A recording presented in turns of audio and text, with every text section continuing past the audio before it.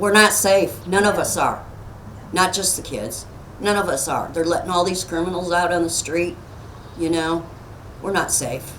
Tammy Huff says she is fearful for the release of her granddaughter's abuser. The abuser was arrested for aggravated battery on a child under 13 in January 2018. She had bruises on her face. She had bruises on the top of her hand, all of her fingers, her shoulder, her back. I woke him up and asked him what happened. He didn't deny it. He didn't deny it. He was found guilty of aggravated child abuse on his 14-week-old daughter. Huff's granddaughter's abuser was eligible for parole May 21st, 2021, over a year away. He was in there for approximately 5 or 6 months. Now he has been released.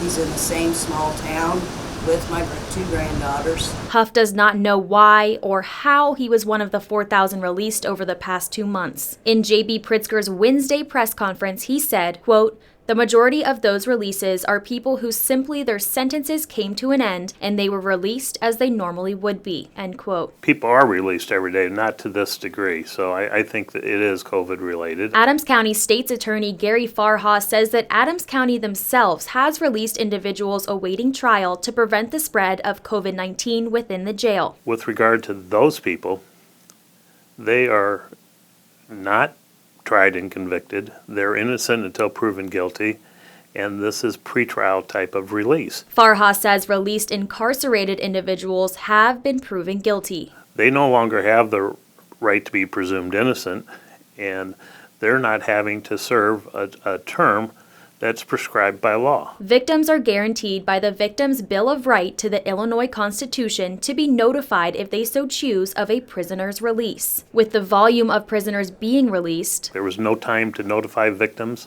as the Constitution requires. He says the amount of those released in such a short amount of time could lead to inefficient parole. Farha agrees that this is a double-edged sword. Correctional facilities are crowded, which adds to risk of infection. But at the same time, it's better that they're in prison than out on the public streets.